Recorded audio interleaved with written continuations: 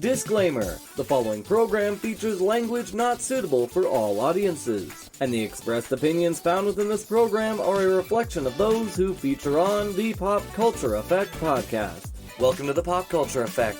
I'm Rockin Rob, and on this show, I bring my closest friends together to talk about all the news happening in our pop culture world around us.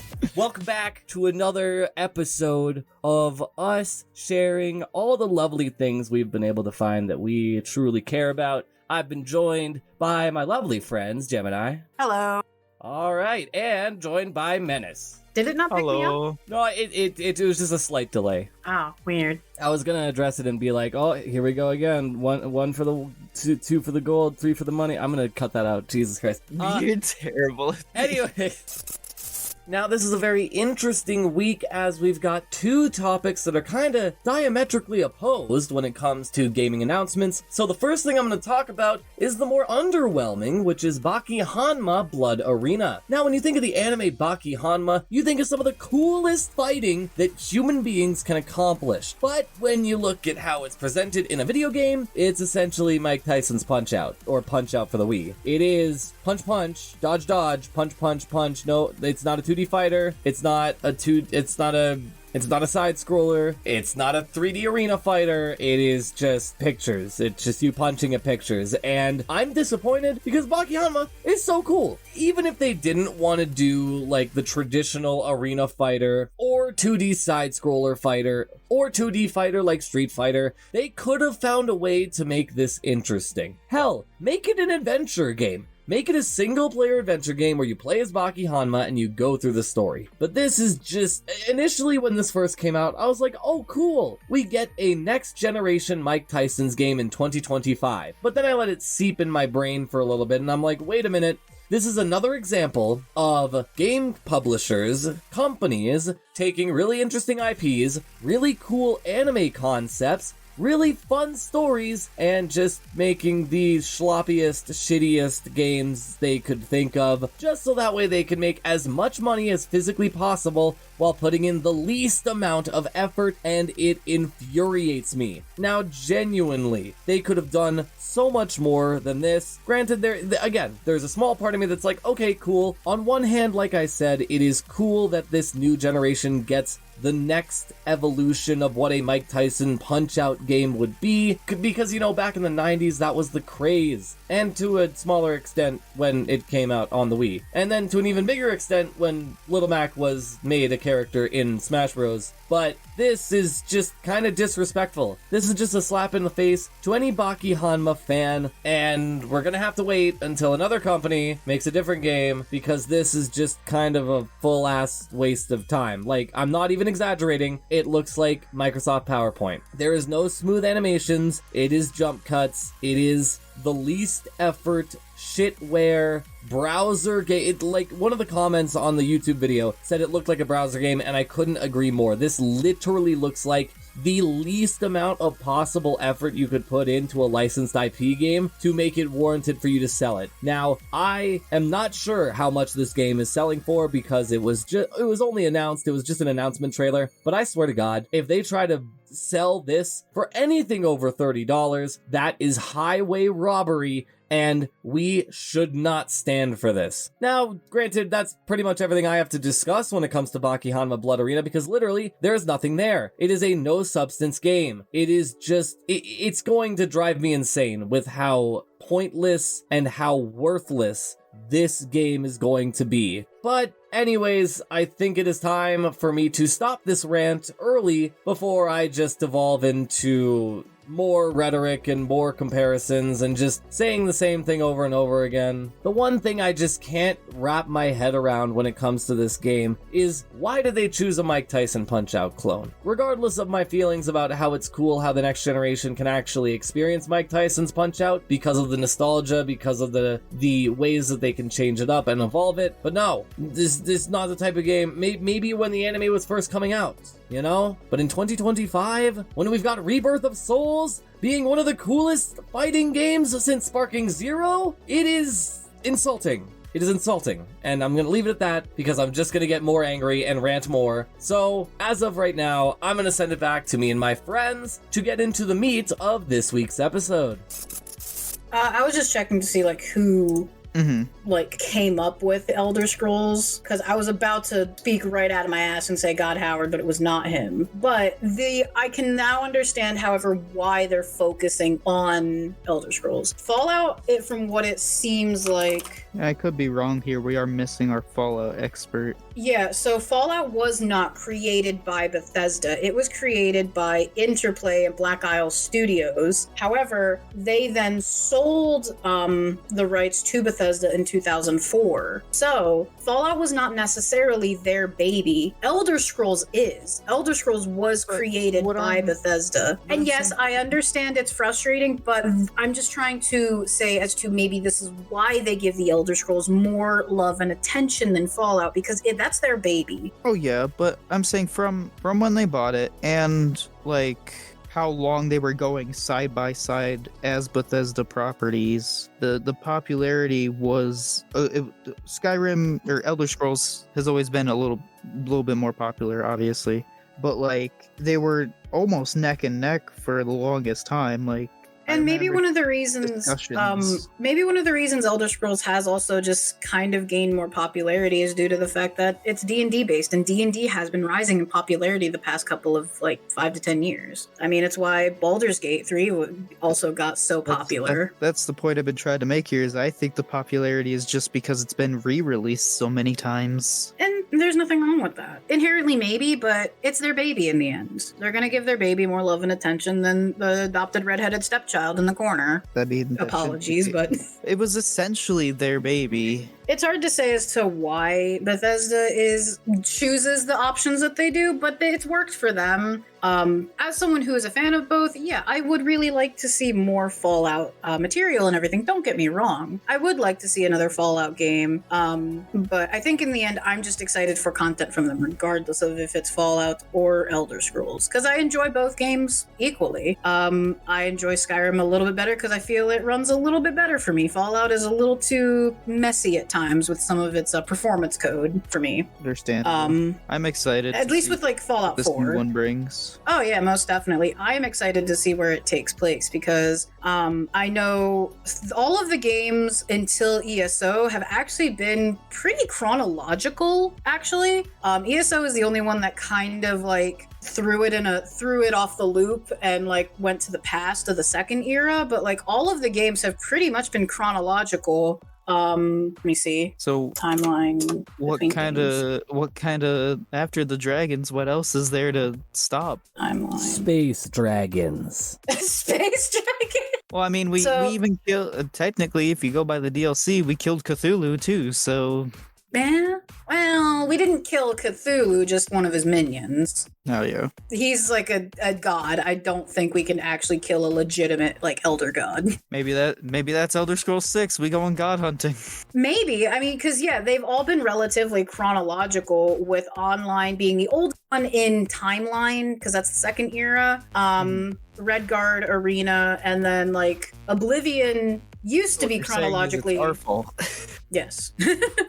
It's hard to say what would happen if they continue this of if Elder Scrolls 6 takes place after Skyrim. Would it could either be one of two instances where it's because Skyrim takes place 200 years after the Oblivion Crisis, I believe. Mm-hmm. Yeah, 200 years after the Oblivion Crisis. So it could be an instance like that where something else now is happening because, it's a fantasy world. Something's got to eat something's got to eat the universe every couple hundred years.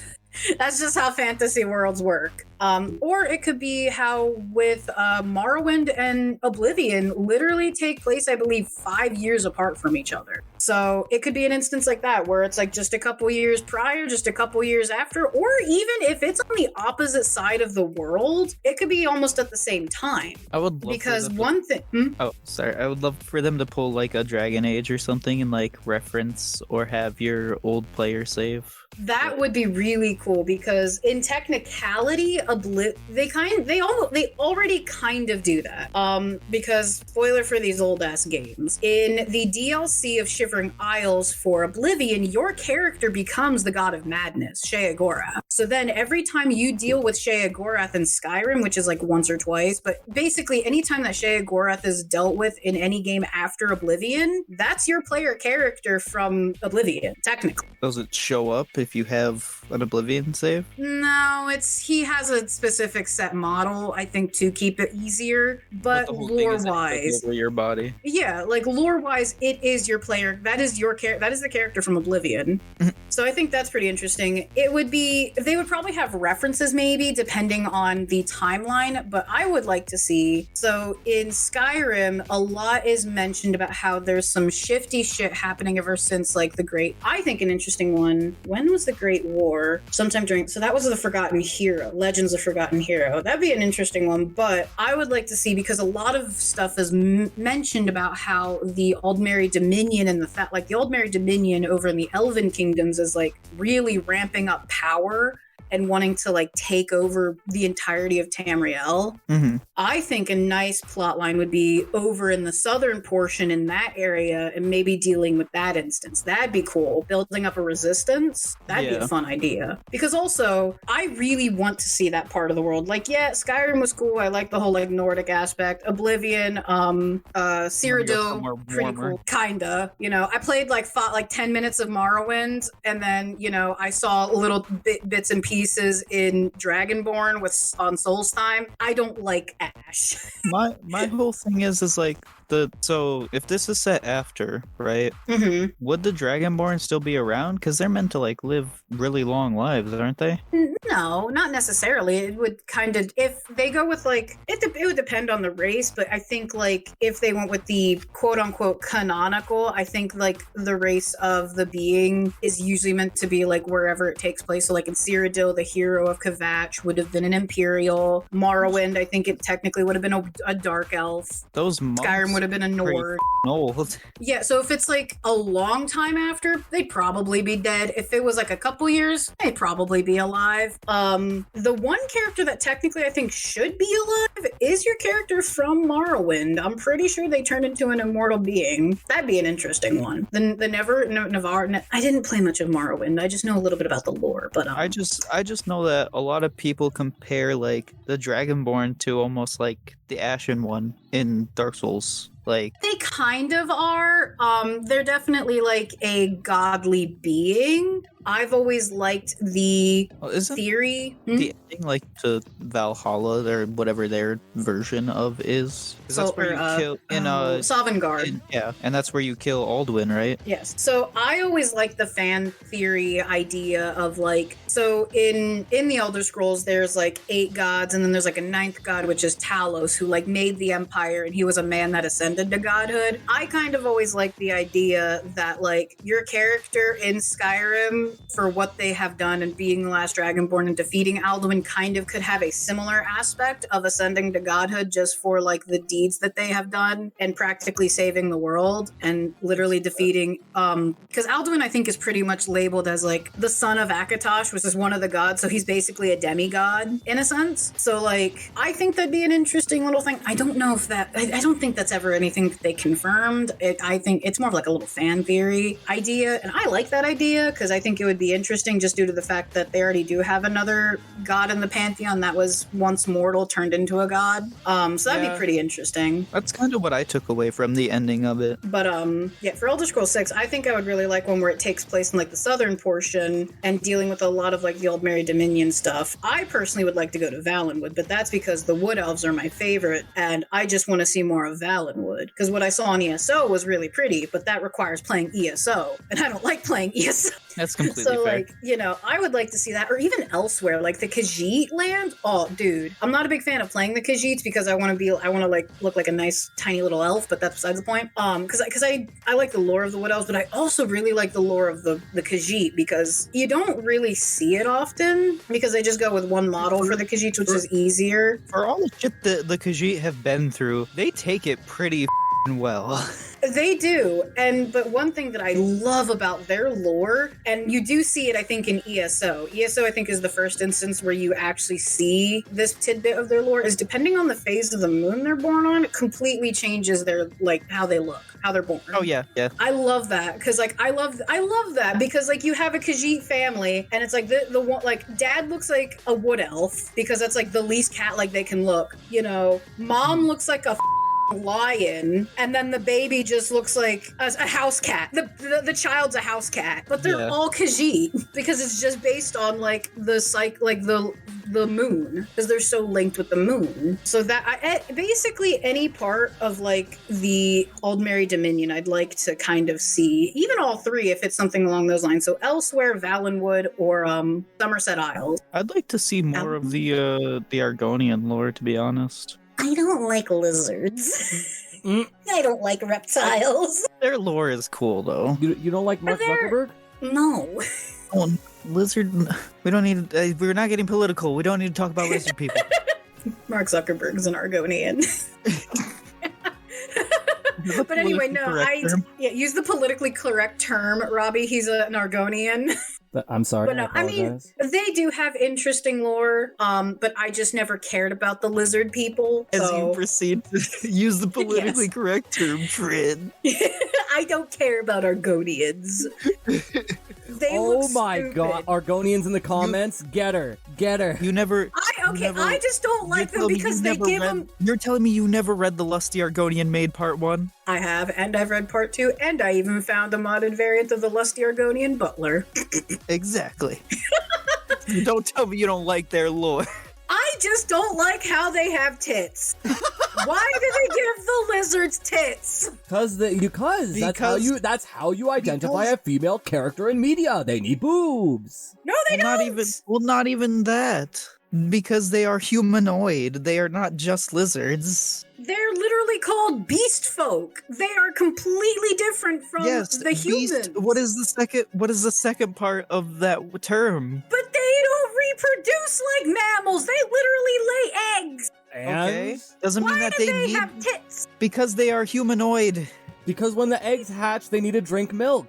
They don't do that. No, because they don't even have those. I don't know. You know what? You want to know why, Trent? You want to know why? Because the fan base is sick. They're sick and twisted. Yeah, I know. No, you know the real reason why? Because sex sells. I know. More accurate. It's that, and Robbie's right. How else are you going to identify a female character in a video game? You gotta have titties. You also gotta remember Skyrim was in the time before guys, gals, and non-binary pals. Yeah, because Larian did the good thing with the Dragonborn, where they don't have tits, regardless of if you're a man or a woman. Dragonborn. I'm gonna have such a field day trying to figure out whether I censor the word tits or not. Should be fine. Badonkas. Donkers. Doinkers. Over the shoulder boulder holders? Yeah, we'll just say a bunch of words for you to kind of copy paste in there. Censorship. All you hear is just one long bleep. No.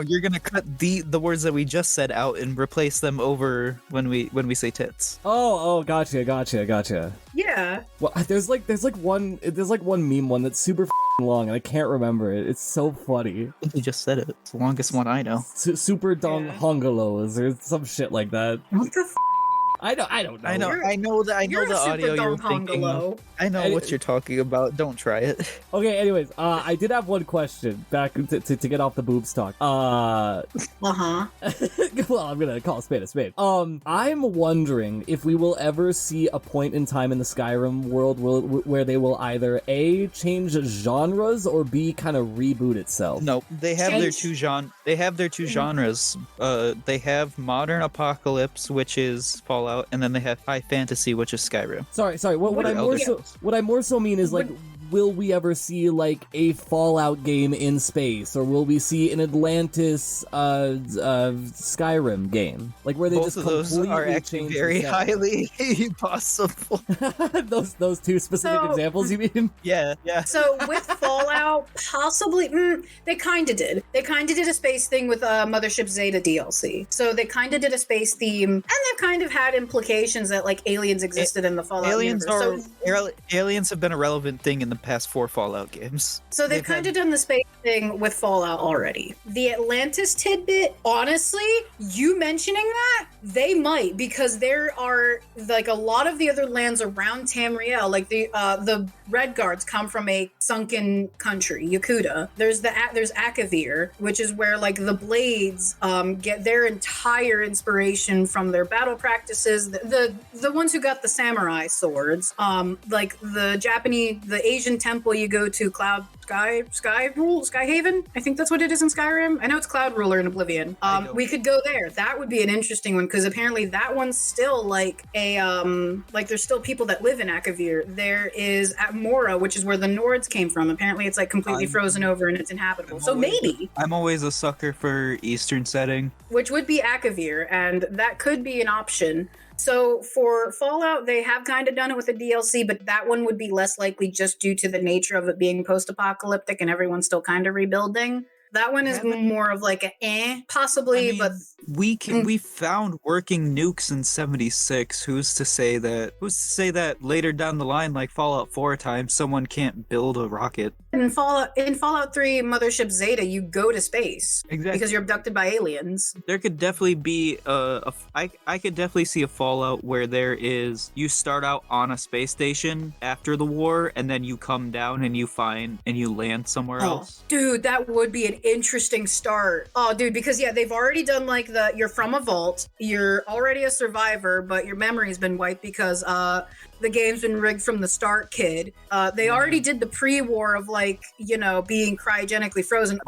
Space station? Imagine starting as a vault tech scientist on a space station. Oh, yeah, because that's a quest in 76 where you help a woman who fell from the space station. Yeah. Oh, dude, that would be a really cool start for Fallout. And then as for Skyrim, I could see it because, like I said, there are probably not Yakuta because that one's said to have been destroyed. Akavir would be very interesting because a lot of their stuff is very heavy with the Blades. And in all honesty, that would also be a good tie into Skyrim because then with the Dragonborn being founded, or with the last Dragonborn being found, that's then the Blades started to come out of hiding because they're like, now we have a purpose again. We have someone to serve. That could be an interesting idea for Elder Scrolls 6. Even though the Blades sucked ass in Skyrim because they wanted to kill Paarthurnax. But Delphine can suck my dick.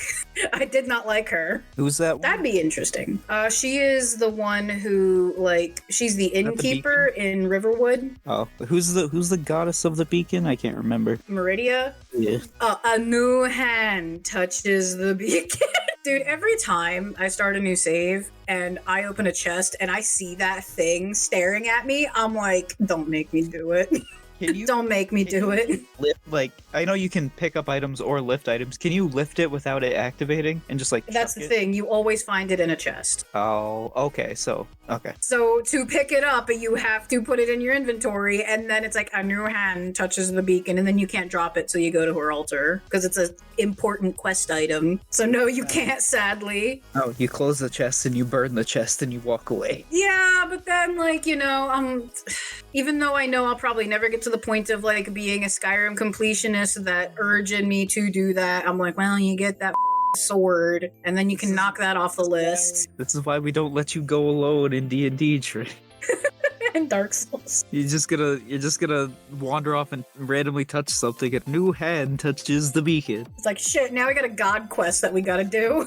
Another one. Well, I probably should cut it here for my Elder Scrolls talk, or I'm gonna talk all night. We've been going. Wait. Well, I have one final question, and this is just a really quick thing. Do you think they'll ever do a swapsies where they'll do a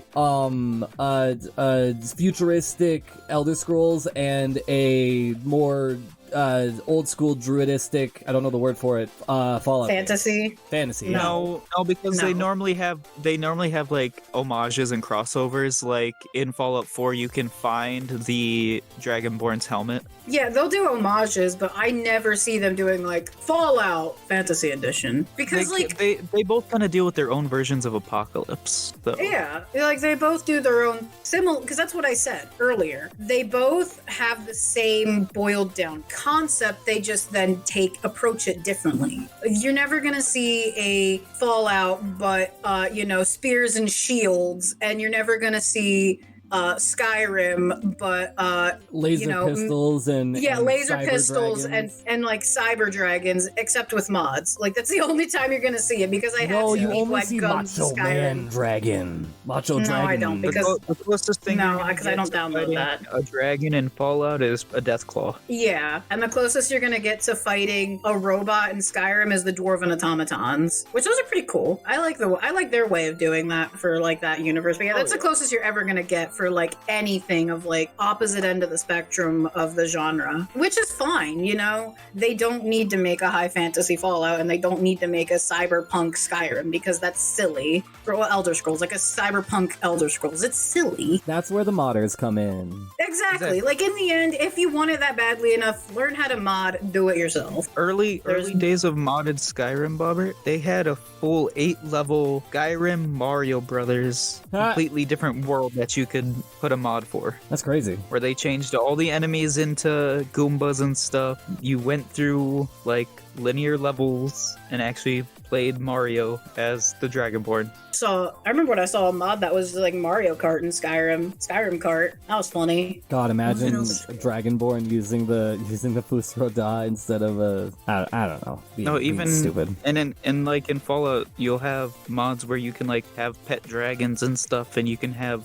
Skyrim weapons. Yeah, I saw someone like put the Doom sword in Fallout. Yeah. People do it for modding all the time, but you'll never see Bethesda do it as a full-fleshed game, which is fine. You may get a weapon or an armor set. Like, I don't know if there's any Fallout stuff that's been in Skyrim. I don't think so. If they would be, it'd be like a subtle homage.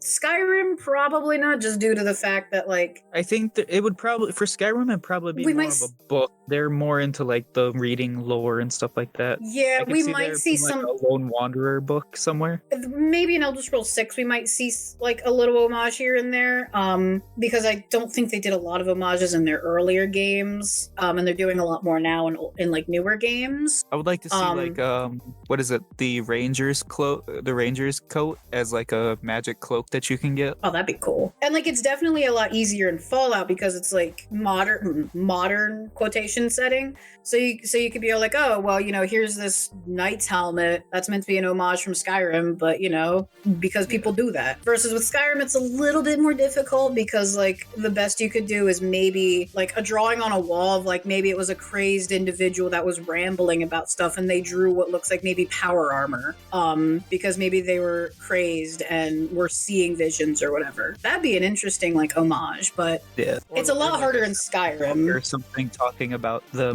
main character of a Fallout game. Yeah. I would like to have a full Fallout series of books in Elder Scrolls 6 that you could find throughout the world. That'd be cool. That'd be a nice little homage, and just like have the set in my house. Yeah, that would be cool. But that's all I have to talk about the Elder Scrolls. I talked about it way too much because it's one of my We had a lot of theory crafting. We did. A lot of argument, a lot of theory crafting, but that's because it is one of my little special interests, or it fits into one of my yeah, like Elder Scrolls falls into one of my longest running special interests, which is high fantasy bullshit. So, you know, it's something that I'm always a big ass sucker for, and I'm willing to talk about it for God knows how long, way too much. It's kind of a problem. Robbie, kick us off with the outro. Now that I've had a bit of time to collect myself and just kind of ignore my anger towards Baki Hanma, what I have to talk with you about now is something I'm extremely happy for, as at the recent VR Games showcase, we got the official gameplay trailer of Slender the Arrival VR. Now, for those of you who don't know who Slender is, you don't exist, because Slender is one of the most popular pop culture creepypasta entities within media, and this looks to be a faithful adaptation of the original Slender the Arrival, but I can't believe they put this in VR. I was somebody who was terrified playing the Five Nights at Freddy's games, and I chose not to to get any of the Five Nights at Freddy's VR games because of this eerie, creepy tone and vibe, and it's just so interesting that they chose now to kind of bring out another version of Slender the Arrival. Now, those of you who have a long-standing memory of Slender remembers the original game, and for Slender the Arrival and this VR game, there's actually a story. There's a story, and there's more locations than just a forest, and it is really cool that they are expanding this game to a VR set, because I don't think there's anything that would make me shit my bricks faster than turning around and seeing Slender Man within walking distance of me. It is a very different horror situation when you are face to face with him rather than just seeing a screen, looking at a screen and getting a jump scare and then being, oh. Like, I think this is, like, VR games, especially with how horror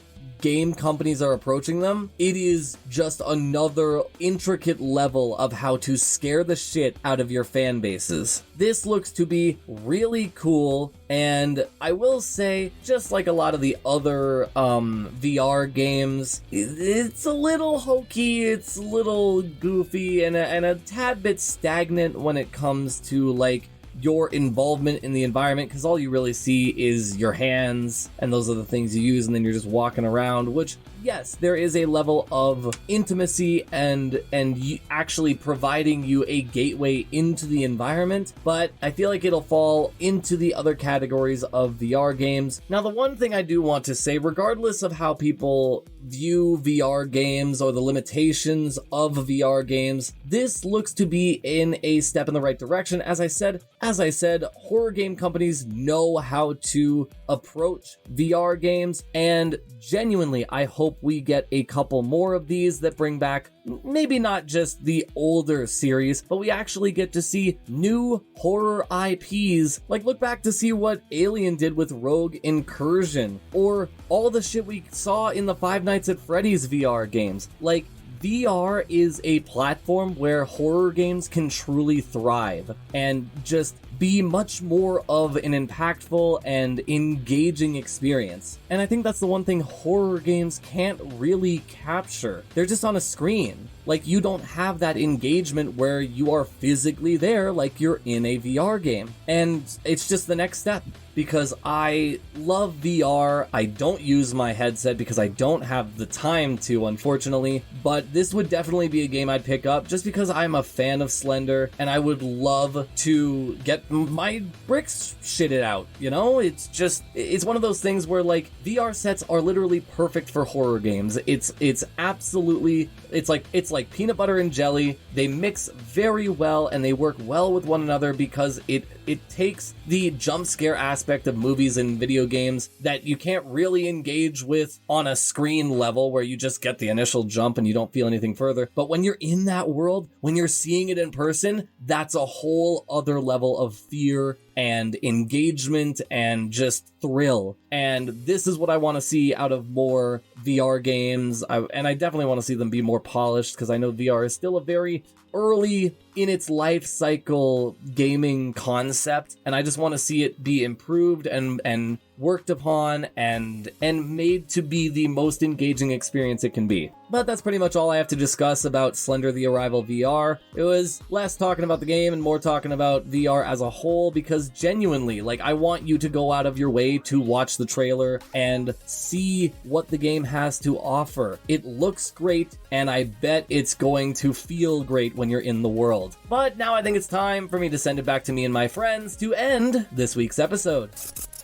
That's everything we have for this week. If you're checking us out on YouTube, make sure to like, comment, and subscribe. And if you're checking us out on CJSW, make sure to check out all the lovely other content they've got over there. Haha, Tyler, I got to it before you. And now I'd like to say thank you to all my friends. Thank you, Tyler. Oh yeah, always a fun time. And thank you, Gemini. Pleasure as always. And we will see you in the next one. Farewell. Bye. Bye-bye. Future Robbie's a bitch. That's not okay. I had to get it in. Yeah, we didn't do on this recording.